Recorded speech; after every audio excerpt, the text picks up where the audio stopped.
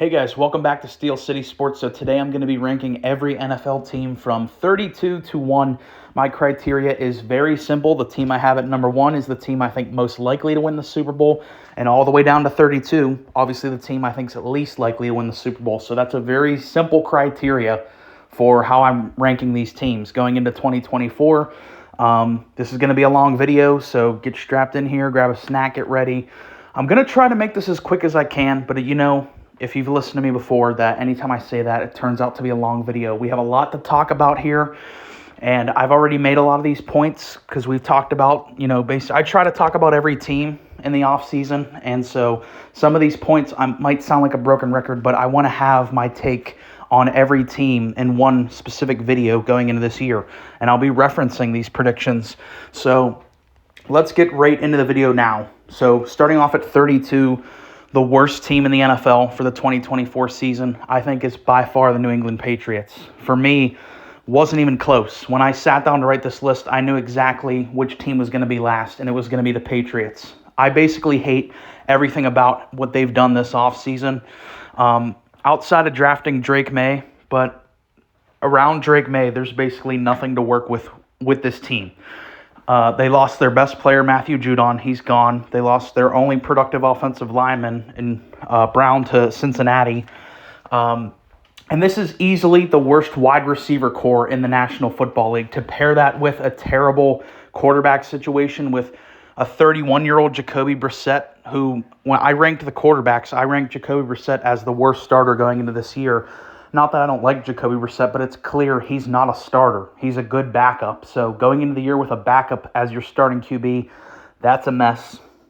And even if Drake May were to start, there's nothing for him to work with on this offense. Like we said, this is the worst receiver core in the National Football League, not even close, and that's a disaster. Receiver has easily become one of the 3 or 4 most important positions on the football field. Back in the day, it used to be you have a really good receiver. That's kind of the cherry on top. Now, wide receiver is a vital piece to these top-tier teams, and New England has no playmakers on this team whatsoever, and I don't like their head coach either. Something I've talked about a lot this offseason. I think the Jerod Mayo signing was terrible. I was all for moving off of Bill Belichick if the plan was to move this operation in a different direction. We're bringing in our new quarterback. Let's go more offensive-oriented. What did they do? The exact opposite of that. They doubled down on a bygone era of the Belichick era with Jerod Mayo, who's going to be running a watered-down version of Belichick's system. 31, I have the New York Giants. Yeah, I think they're going to suck as well. And it comes down to the fact that they have Daniel Jones on the worst contract in the NFL. By far, Daniel Jones making that amount of money just handicaps any team. And Daniel Jones, and even in a preseason game, I think he threw, 3 picks in that game against Houston, I believe. He just sucks. It's very clear. Daniel Jones, when you have that guy as your starting quarterback, you're probably going to lose basically every game you're in. And outside of Malik Neighbors, their receiver core is dreadfully bad. They won, 6 games last year, and that was with Saquon. And Saquon was the heart and soul of the offense. You take him away, I could see this team easily as a 3-win team. Their front 7 is really good. Their front 7 will be really productive. So at least they do have a silver lining, unlike New England, because they do have a really good unit of their front 7. But other than that, the secondary, very questionable after especially losing McKinney to Green Bay. The offense, I think, is going to be god-awful. The offense is going to be in the running for worst offense in the NFL, with Daniel Jones at the helm and an extremely thin receiver core that's depending on a rookie to basically carry the load of the offense. So, yeah, I don't think the Giants are going to be very good. At 30, I have the Denver Broncos. This one isn't rocket science. The roster is very bad. They lost some key contributors to their team last year, and it's not like they were a great team last year. They were an 8-win team last year. They got rid of their quarterback. They got rid of one of their best receivers. They got rid of their star safety. So they were bad last year, or mediocre last year, and they downgraded basically at all those positions. Wide receiver room is very thin outside of Courtland Sutton. You're relying on a rookie here in Bo Nix. I get it. He lit it up in the preseason. That literally doesn't matter to me at all. I don't care about preseason. I learned my lesson with that last year as a Steelers fan. We were the best team in the preseason last year, the Steelers were, and we turned out to still be kind of a mess. Even though we somehow made playoffs, we were still kind of a mess last year. And Kenny Pickett looked like Tom Brady in the preseason. So Bo Nix carving it up in the preseason does nothing for me. It's still a rookie with, I think, a very low ceiling, a bad team around him, bad O-line, not a good receiver room. The defense was bad last year, and you lost one of your best defensive guys from last year in Justin Simmons, who you just flat out cut. So Denver, I think they're going to be really, really bad. I think they're going to be in competition for the number 1 overall pick. At 29, we have the Carolina Panthers. So I have them improving a little bit because based off the season, they probably would have been ranked dead last based off last year. They were a 2-win team. I don't think there's any possible way they're worse or as bad as they were last season. Being a 2-win team, firing their coach before the season even finished, Bryce Young looking like a bust at the quarterback position. I think they're going to be a better team. I don't think they're going to be a lot better, but I see them more of like a 5-win team as opposed to a 2-win team. I'm hoping Bryce Young in Canales' system will look better for his sake. I do feel bad for Bryce Young for sure. I mean, he's got a lot swirling around him in terms of, the guy he was traded for in Caleb Williams. Everyone thinks Caleb is better. The guy who was drafted right after Bryce Young and C.J. Stroud, everyone says he's better than you. So it's got to be a lot mentally for Bryce Young. I am rooting for the guy, but with his size, I just don't know how likely it is he's going to work out. I was willing to overlook his size when he was coming into the NFL, but he makes even Kyler look big. He makes Russell Wilson and Drew Brees look like giants. So I'm pulling for him, but I just don't know how likely it is. I did like their offseason. They brought in Deontay Johnson from my Steelers. I think they got a good deal on him. Johnson was becoming kind of a problem with our locker room, so I think they did actually get a pretty good deal for Deontay. I felt like we kind of could have gotten more for Deontay Johnson, so I think the Panthers pulled off a good trade there. They drafted Xavier Legette. Is it Legette or Legette? You guys have to let me know in the comments. I'm going to say Legette. You got him in the draft in the final pick of the first round. So I like that they're investing. They're not just sitting by idly. They're actively trying to get Bryce Young weapons. So I did like that. They invested in the one O-lineman. I forget his name. They brought in an offensive-minded head coach. So there are some things I like about Carolina, but it's still a limited roster. You still have the worst owner in the league running the whole thing. So I like their moves, but I still think they're going to be a pretty bad team. 28, I have the Las Vegas Raiders. Anytime you have, again, we said this with New England, anytime you have a backup as your starter going into the year, that's a problem. Gardner Minshew, 100% is an upgrade over Aiden O'Connell. Don't get me wrong there. You can make the case he was the best backup, the past couple of years, but he's still a backup. You can point to his numbers in Indy and say they were great, but that was in Shane Steichen's system. Shane Steichen is one of the he's one of the best offensive minds in the NFL right now.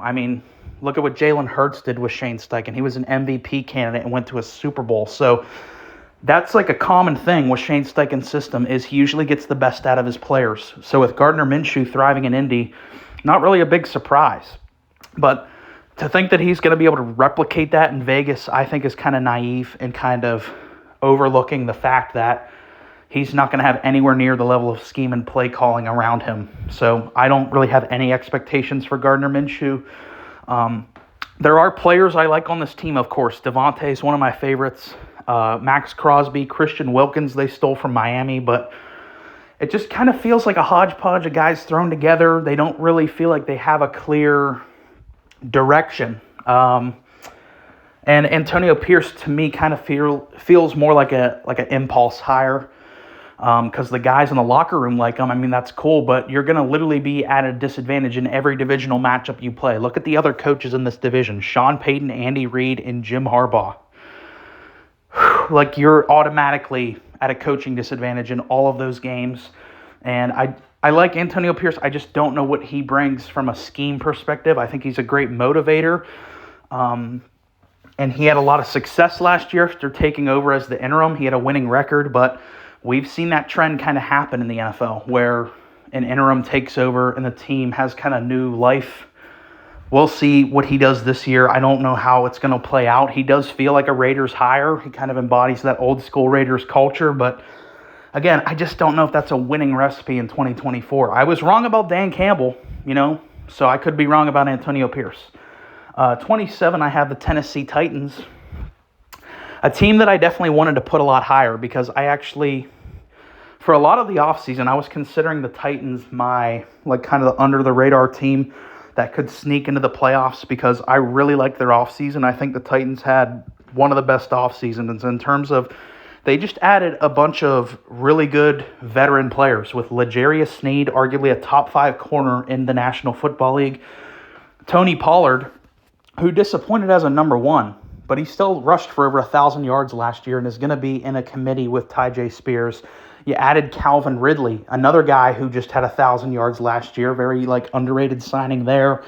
You've put pieces around Will Levis to succeed with having DeAndre Hopkins, Calvin Ridley, Tyler Boyd, and an offensive system and offensive head coach with Brian Callahan, who was the play caller in Cincy, which obviously in the Burrow era, they were a very pass-heavy offense. So if Will Levis fails, it's not the Titans' fault. Will Levis has the pieces around him. They've built a very good offensive apparatus around Will Levis in Tennessee. So if he is actually good, the Titans are going to make noise. But the reason I couldn't rank them higher is I don't know if Will Levis is good. He had that first game in the NFL where he threw 4 touchdowns. He looked great, but then I think he only threw 2 in the last couple games. So kind of a mixed bag last year. We don't know for sure if he's going to work out, but they've surely put the pieces around him for him to work out. So we'll see how that plays out. 26, I have the Washington Commanders. Definitely an upgrade from last year where I had them, I think, at 31. So, yeah, I really like their offseason. Again, another team like Tennessee that I think had an incredible offseason in terms of they just completely cleaned house. New GM, new owner, new coach, new quarterback. A lot of new going on with Washington. I think they're just simply trying to reestablish their team as we're no longer a joke because that's what they were in the Dan Snyder era. They were looked at as one of the biggest clown franchises in professional American sports with that guy at the helm of your organization. That guy was a complete clown, one of the worst owners ever. So moving past him, now Josh Harris, the new owner, who also owns the Philadelphia 76ers. It's going to be interesting. I think they are one of the most intriguing teams for sure because Jayden Daniels, his amazing upside. Cliff Kingsbury as the OC, he's trying to get back in the NFL. Maybe he wants to, down the line, be a head coach again. So obviously he's well motivated. Very interested to see how this offense looks. You obviously still have some weapons here with Scary Terry, and I definitely liked their veteran signings like Bobby Wagner, like Austin Eckler. So there's definitely something there with Washington, but similar to Tennessee, I have to kind of see it before I believe it, before I can really say they're going to be like a playoff level team. So that's why they're kind of here in the mid-20s. 25, I have the Arizona Cardinals. I think a team that a lot of people are overlooking. I don't have them as a playoff team, but I could see Arizona being a very competitive 7 or 8 win team, which they haven't done for a while. The past 2 seasons in Arizona have been kind of a mess with Kyler's injuries, with the roster kind of being depleted. I see them trending back in the right direction this year, especially with getting Kyler an elite number 1 weapon with Marvin Harrison Jr.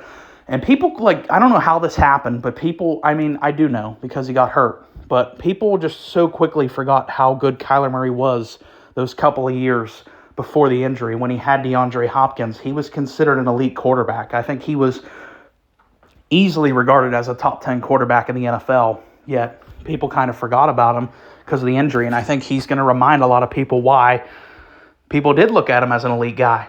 So, and even last year when he came back, they weren't a great overall team, but they were competitive because Kyler could still run around and pull plays out of his ass and just make something out of nothing.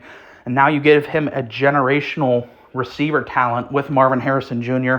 And there are some decent pieces here in Arizona, like Trey McBride is emerging as one of the really good young tight ends in the league. You still have James Conner, who, when healthy, is a touchdown machine. So, like, there's stuff to work with here. I don't think their defense is going to be that great, but the offense is going to have some urgency. The offense is going to keep them in games.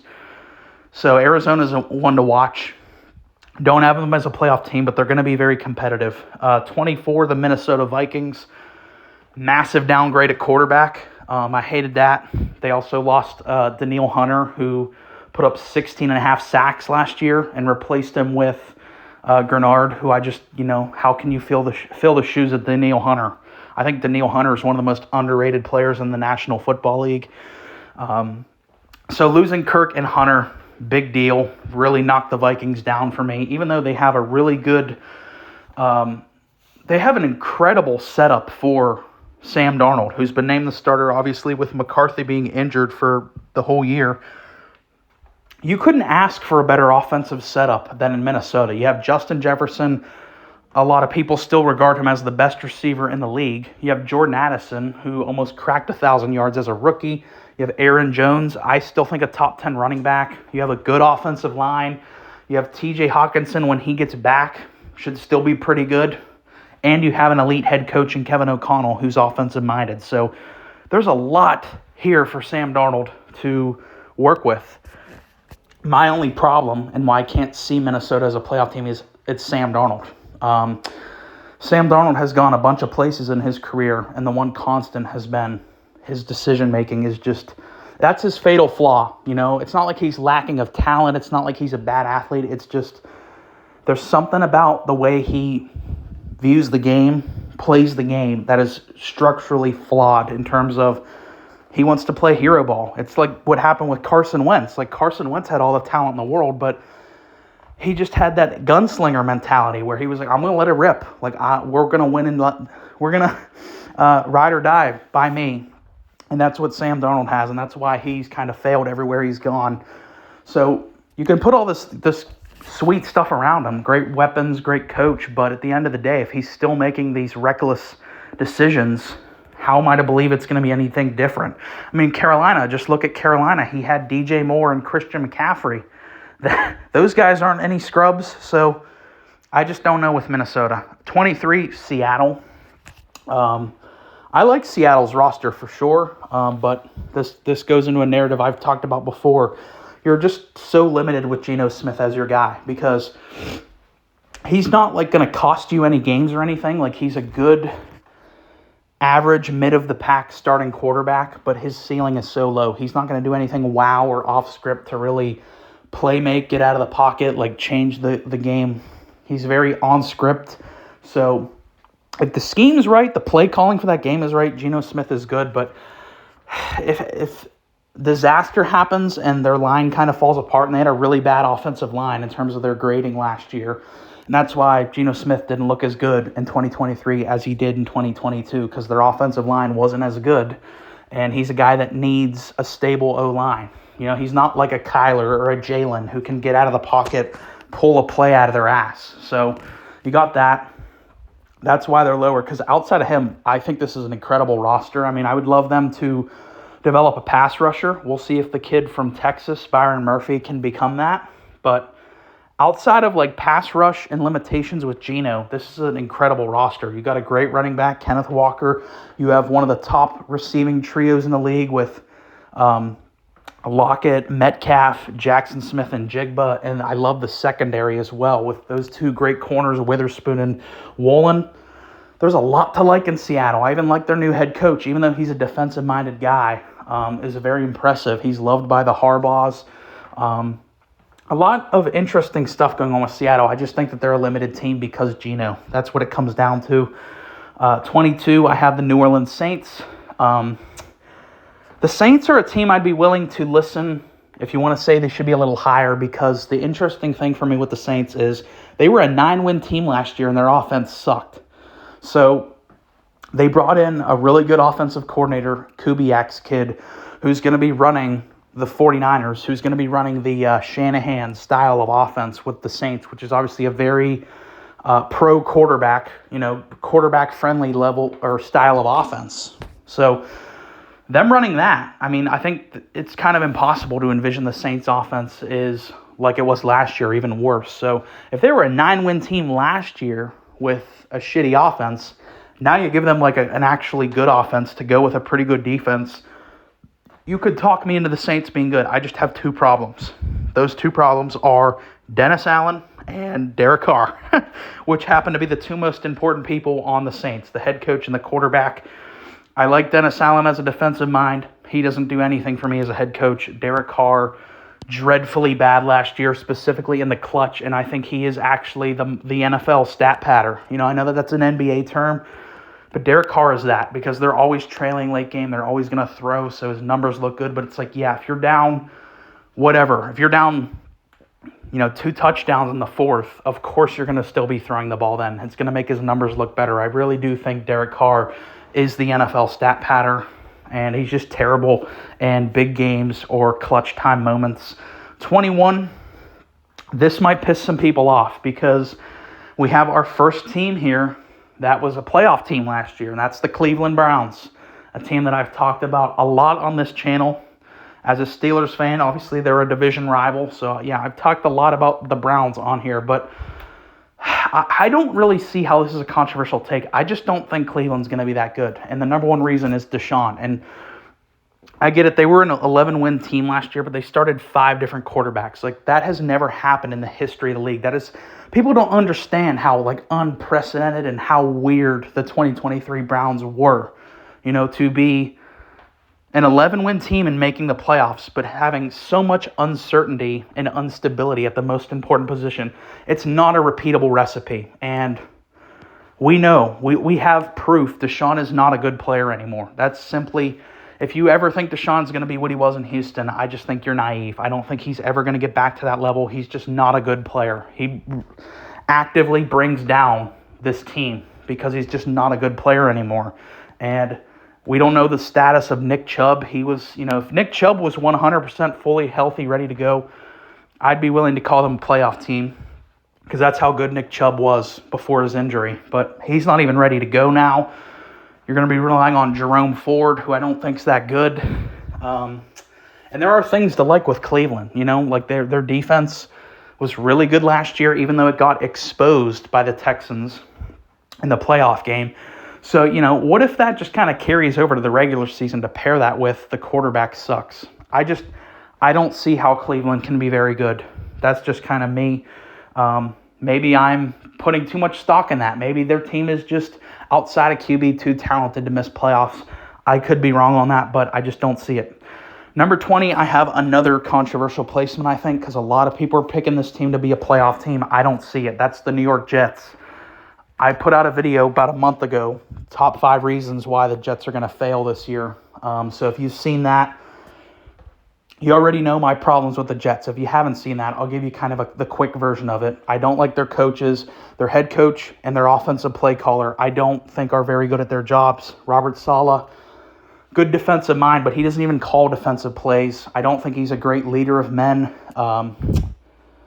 Nathaniel Hackett, the offensive play caller, is probably the worst offensive play caller in the NFL right now. We all know that he's a nepotism hire because he's Aaron's buddy. He sucks. We've seen that time after time with Nathaniel Hackett. And then the roster itself, the offense is just held together by Band-Aids and bubble gum, especially the offensive line. It's like old dudes. You have one rookie, the guy from Penn State, Fashanu. But you're relying on really old, injury-prone guys like Tyron Smith and Morgan Moses to bolster your O-line. That has disaster written all over it for me. I see that O-line falling apart very quickly.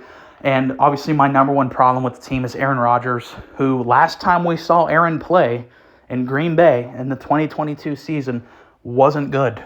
Just objectively was not good. Go look at his numbers. They were all league average. He was league average in every statistical category his last year in Green Bay. That was 2 years ago. So you give me a guy in Aaron who last time we saw him wasn't even that good, and that was 2 years ago. And now he's 40 and off an Achilles injury. So I don't see it like with the Jets at all. I don't see Aaron being very good. I think they're one of the most overrated teams going into this year by far. That's why I have them at 20. Their defense is going to be sweet. We know that. We know that the Jets have an elite level defense, but I just have too many problems with the offense. for me to overlook it. Like, on paper, it looks cool, but when you take into account the play caller doesn't know what he's doing, Aaron's 40, not very good anymore, and off an Achilles injury. Your receiver core after Garrett Wilson's very thin. Mike Williams is one of the most injury-prone guys in the league. Breece Hall is basically going to have to carry this offense. I just don't see it, especially in that division, with the Bills and the Dolphins that can, they've been elite teams over the past couple years. 19, Jacksonville. People forget, before Trevor Lawrence got hurt last year, they were 8-3 in the 1 seed in the AFC. And then Trevor Lawrence gets hurt, and they just completely shit their pants closing out the season. But I think they're going to be a competitive team. I didn't pick them as a playoff team. I just think there's too many good teams in the AFC for Jacksonville to get in. But they're going to be feisty. I like Trevor Lawrence more than I think most people do. I defended the contract because, like, in an ideal world, yeah, you wouldn't give him that much. But that's kind of what the quarterback market is at this point in time. And what's the Jags' alternative? Like, what do you want them to do? So I didn't mind the signing there. I do think Doug Peterson could be on a hot seat if they don't do well this year. Even though I like Doug Peterson, but when you have to face reality of how disappointing a year they had last year, to start off the year 8-3, be the 1 seed, and then miss playoffs, that's like one of the all-time collapses. So they should be good. As long as T-Law stays upright, they're going to be in the fray. I think that they're going to be one of those teams that just barely miss playoffs. So is the team I have at 18. Again, this might be another controversial placement because I know people are picking this team to be a playoff team. That's the Chargers at 18. I got to see it to believe it. Like, I like Jim Harbaugh. I know he has a proven track record of everywhere he's gone. He's had immediate success. But this is a different NFL than when he took over the Niners. What was that, like 2011, 2012? I don't remember the exact year he got in San Fran, but we're talking over a decade. This is not the same game. It's not played the same way like it was back in 2012, 2013. It's not that physical style of league now, where now all the roles are basically slanted to the offense, and that's why you're seeing these receivers become so vital to teams, why they're getting so much money. These receivers are getting quarterback-level money because the league has changed. And you can't argue. The Chargers downgraded their roster. They have a worse team than they did last year. Most notably, their receiver core is completely gutted. It's decimated. You gave away Keenan Allen. I think you could argue he was a top 10 receiver last year. You just gave him away to the Bears for, I think, a 5th-round pick. Mike Williams, even though he gets hurt a lot, was a really strong number 2 when he played. They're both gone. So when you look at this receiver core now for Justin Herbert, Quentin Johnston, who a lot of people think was a bust, is going into this year as the number 1 guy. Ladd McConkey, 2nd-round rookie, is like the other top guy in this offense. So you're like, what are we doing? Like, this is going to potentially be one of the worst receiver cores in the league this year.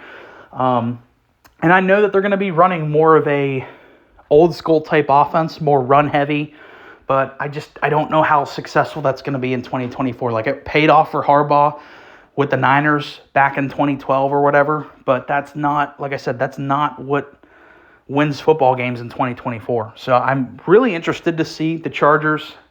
They were one of the teams that made my video of top 5 most intriguing teams because of all the stuff I've just said. I just don't know. I'm glad, obviously, they changed their coach. You guys know, if you listened to me last year, Brandon Staley was public enemy number 1 on this channel. I said after that Raiders game where the Raiders hung 63 on them, I said if they don't fire him in the next couple days, they will be blackballed from this channel, and I would never have talked about the Chargers again. Thankfully, they did the right thing. They fired him. They got bold and aggressive and went after Harbaugh.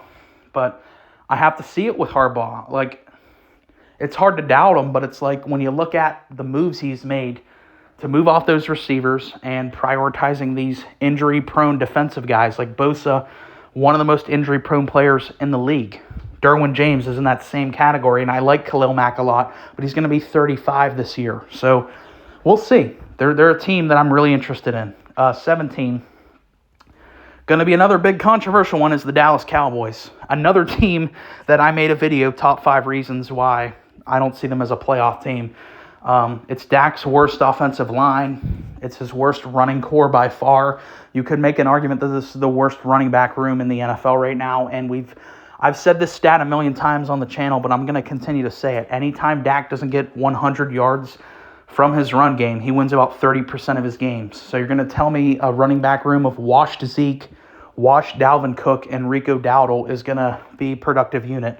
I'd bet against it. And when you look at the other weapons on the team, CD, obviously a monster. You can argue is the best receiver in the game, but after him, the drop-off is the size of the Grand Canyon. And like we said, the O-line, this is Dak's worst O-line. He's been accustomed to playing with elite O-line since he's entered the league. This is by far his worst offensive line. The defense, they've already got problems. DaRon Bland's already injured for like the first third of the season.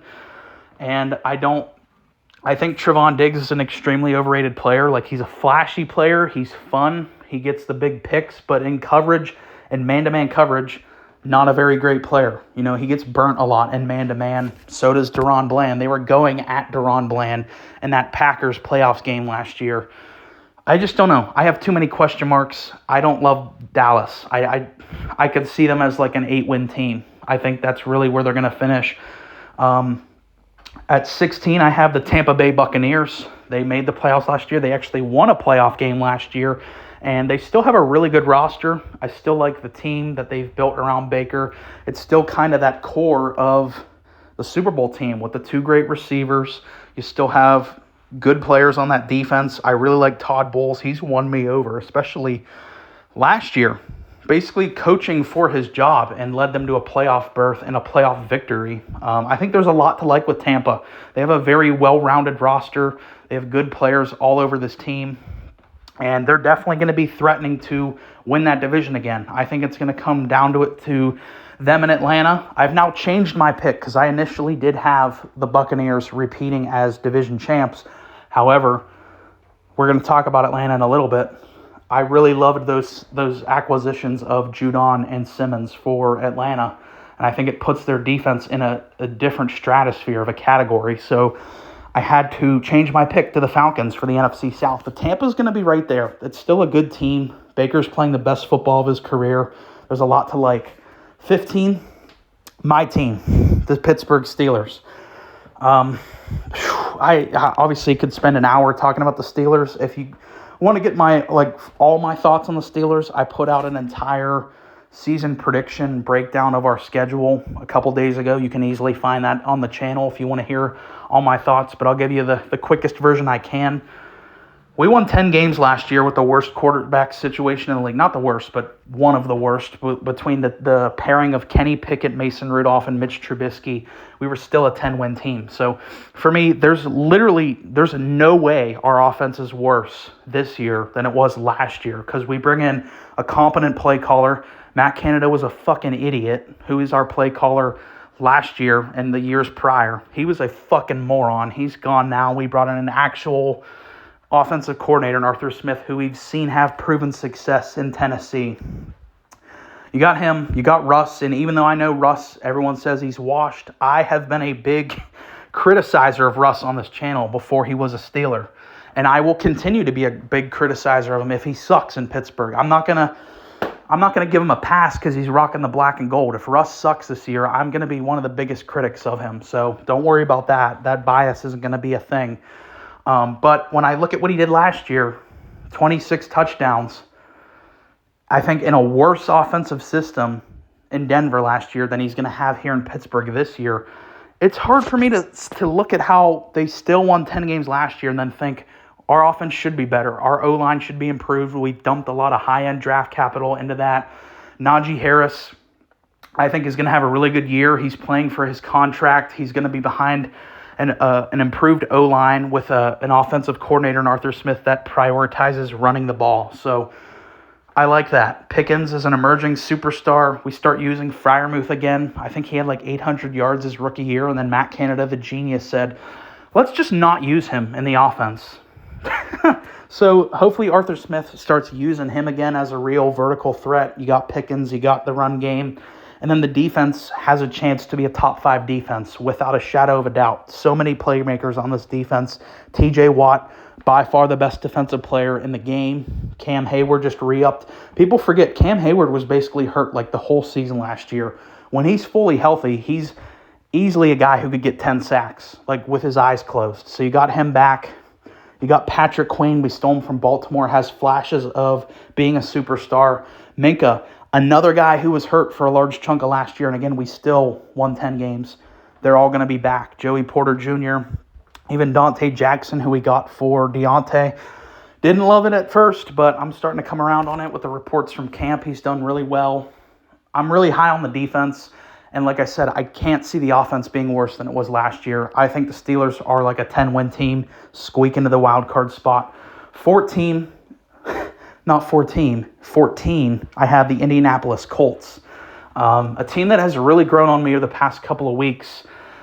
I think they're going to be pretty good because when you look at last year, how they were a 9-win team with a backup in Gardner Minshew, now you give them Anthony Richardson, who I think has superstar potential. I think the sky is the limit for Anthony Richardson. And if you listen to me going into last year, I was saying I think he has really high upside, but it's going to take a while to develop him into like a real NFL starter. I was completely wrong about that. Like, he was already really good day one in the NFL as a starter. He just got hurt. But those 3.5 games he played, he had the poise of a real NFL starter. He has the athleticism. He has the arm talent. And they've put a pretty good team around him. Jonathan Taylor is ready to go. It's not like last year where Jonathan Taylor and the contract bullshit was still going on. JT is ready to go. You got Michael Pittman. You got Adonai Mitchell, I think was a complete steal in the middle of the second round. I had Adonai Mitchell as, I thought he was better than a bunch of receivers that went ahead of him, like Ladd McConkey. He's better than Ladd McConkey. He's better than his Texas teammate, Xavier Worthy. I think he's better than Keon Coleman. I think he's better than Xavier Legette. So I think they got exceptional value on Adonai Mitchell, getting him in the middle of the second round, getting Anthony Richardson another target outside of Pittman, to go with a good roster, good defense. They added the best pass rusher from this class, Laiatu Latu from UCLA, and the guy running the ship here, Shane Steichen, one of the best offensive minds in football right now. And if he just gets a healthy year from Anthony Richardson, it's hard for me to see the Colts not making playoffs, 13, the Chicago Bears. I have them as a playoff team. The roster's too good, and I think Caleb Williams is going to work out. And it's not like we haven't seen rookies lead their teams to the playoffs.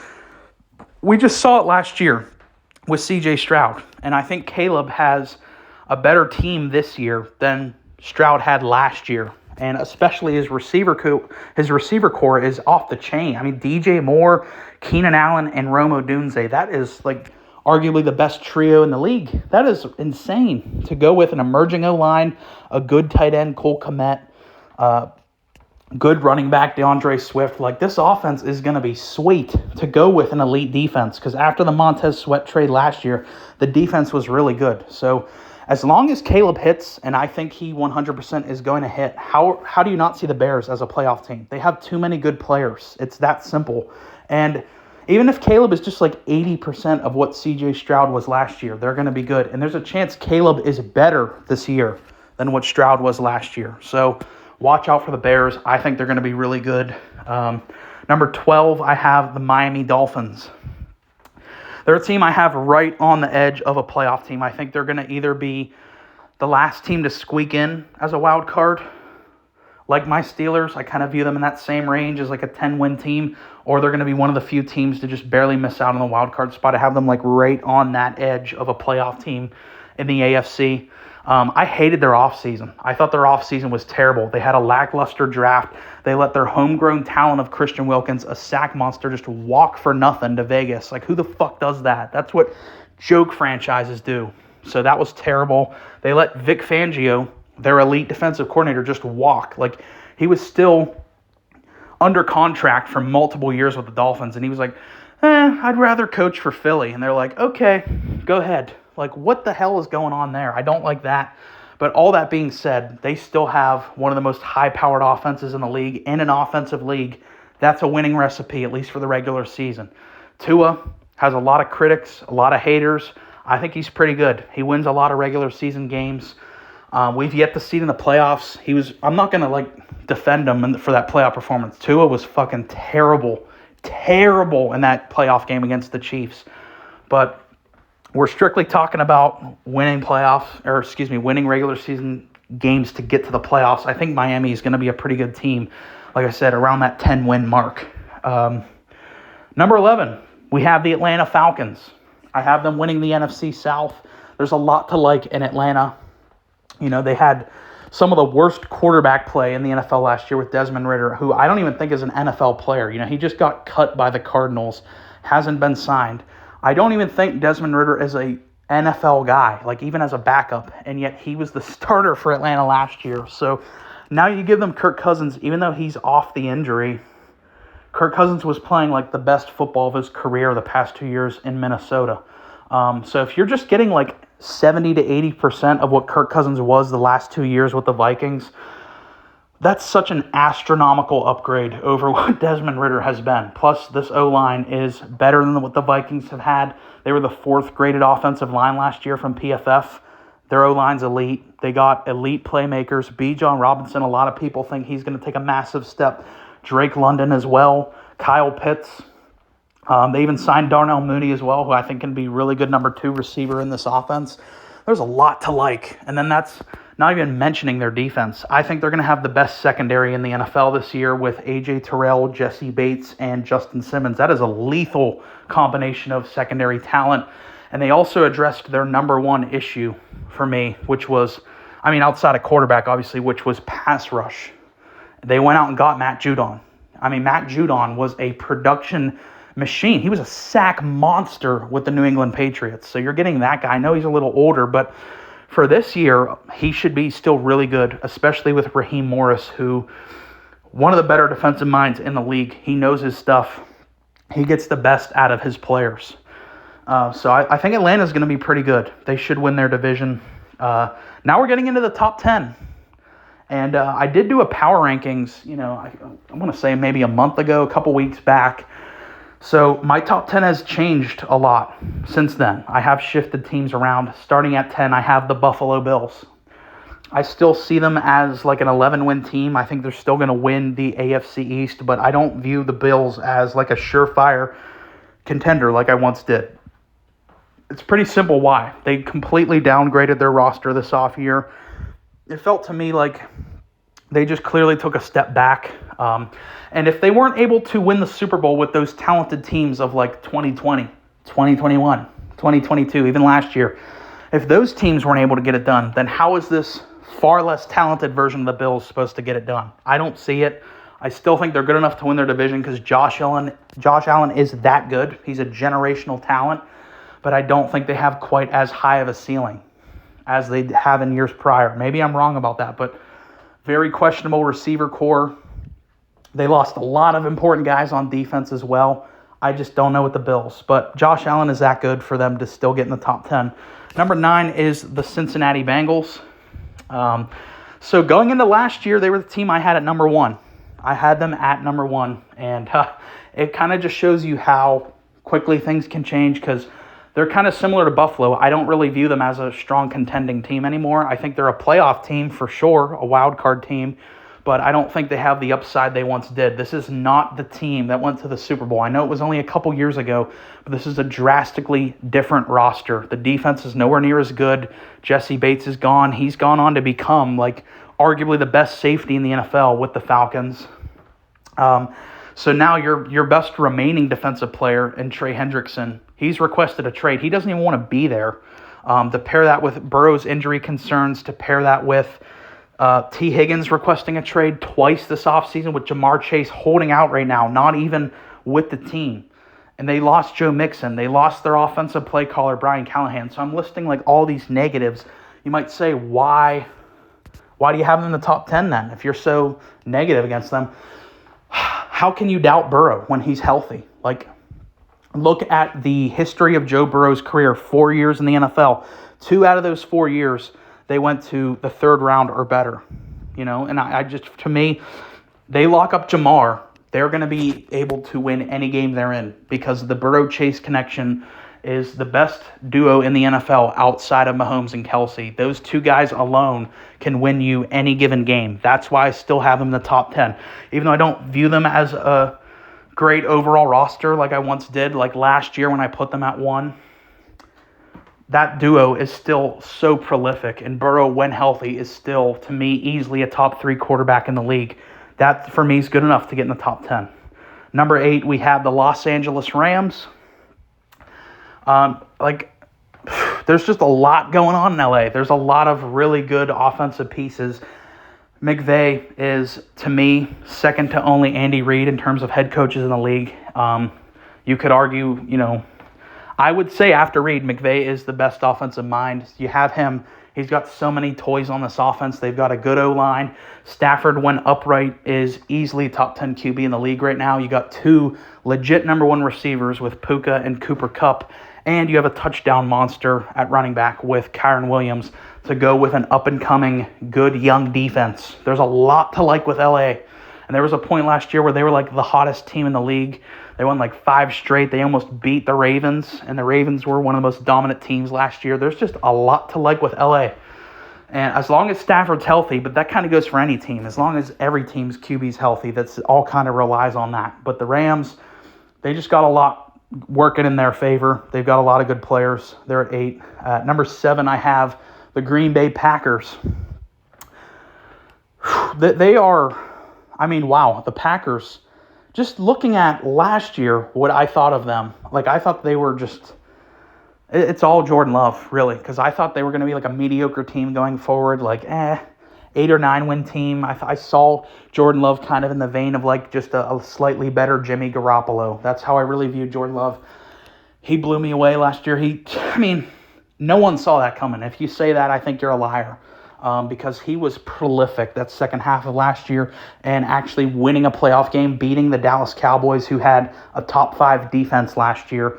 It's just, I can't even really put into words what happened with that past year. And they almost beat the Niners as well, and people forget that.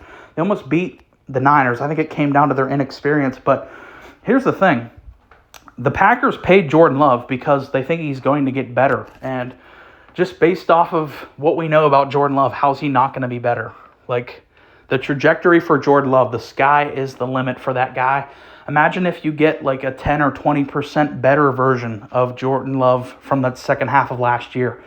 Wow. And they've had a really good offseason as well. Bring in Josh Jacobs, an incredible running back. They brought in Isaiah McKinney, a really good safety from the Giants. And they have an incredibly talented and young receiver core between Watson and Dobbs and Wicks and Reed. There's a lot of targets there for Jordan Love to work with, to go with Matt LaFleur, a really good offensive play caller. So I really like the Packers. They're going to be a fun team. Number 6, we have the Houston Texans. This team is loaded. This team is absolutely stacked from a talent perspective. There's just playmakers all over this team. This team reminds me of the early on, 2012, 2013 Seattle Seahawks.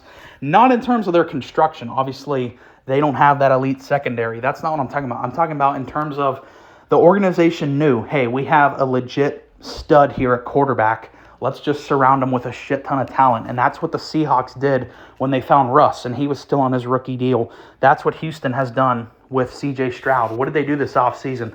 Oh, they just grabbed this guy, Stephon Diggs, who's been a top 5 receiver in the NFL for the past 5 years. Obviously, people say he's taken a step back, but he doesn't have to shoulder the burden of being basically the only credible target on his team now, like it was last year in Buffalo. This trio is OP. Stephon Diggs, Nico Collins, and Tank Dell is just unfair. And I think Stephon Diggs could have the best year of his career because you can never double team the guy. In Buffalo, he was basically the dude in Buffalo. He was the receiver. They knew that. They were doubling him basically every play. And he was still feasting. Now, there's just the opposing defense cannot allocate the assets. Cannot allocate the personnel to stop Stephon Diggs, to go with those other receivers, to go with Joe Mixon, who's been one of the most consistent running backs in the league. And then the defense. You added Danielle Hunter. We talked about him with the Vikings. Danielle Hunter had 16.5 sacks last year to go with the Defensive Rookie of the Year, Will Anderson, to go with Derek Stingley, one of the best corners in the league. And D'Amico Ryans, I had as a top 10 head coach. How can you not like Houston? I mean, especially with Stroud, who I think at worst people have him as like the 10th best quarterback. I put him at 7. I think C.J. Stroud is absolutely elite. And look at all the stuff they've put around him. I don't know how you can't view Houston as a contending team. Now we're into the top 5.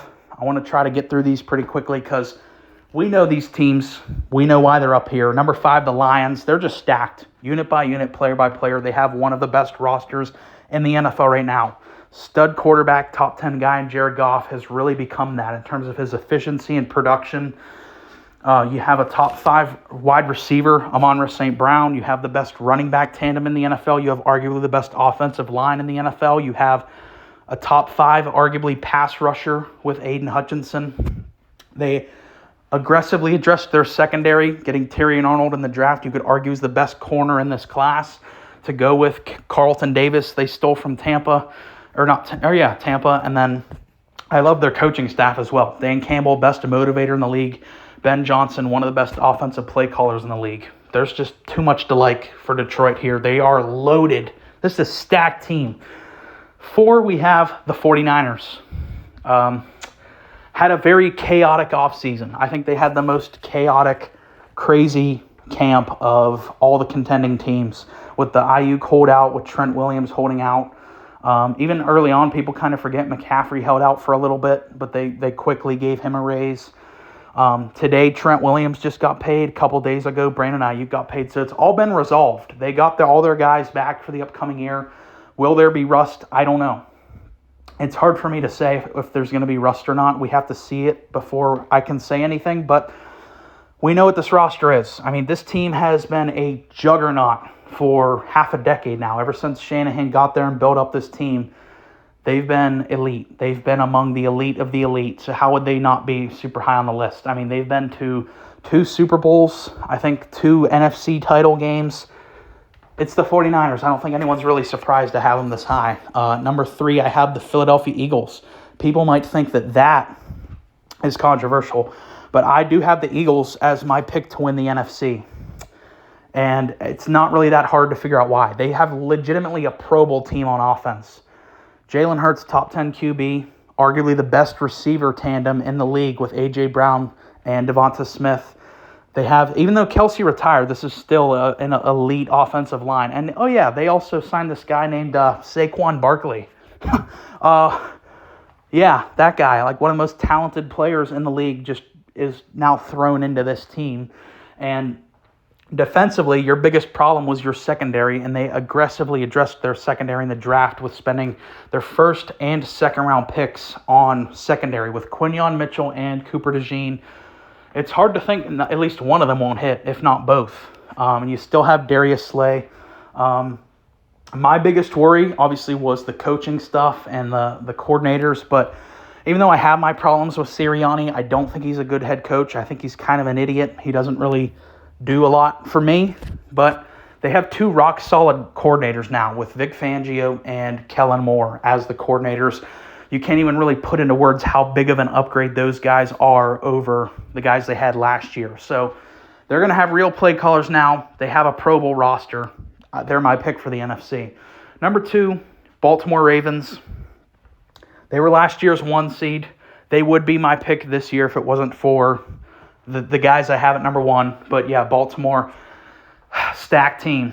Just completely stacked. I think the combination of Lamar Jackson and Derrick Henry is going to be one of the most prolific duos potentially ever. When you look at their skill sets, how they complement each other perfectly, the dual threat ability of Lamar to go with that wrecking ball force of Derrick Henry. Think of Derrick Henry last year on a god-awful, terrible Titans team with a terrible O-line. Still rushed for like 1,200 yards.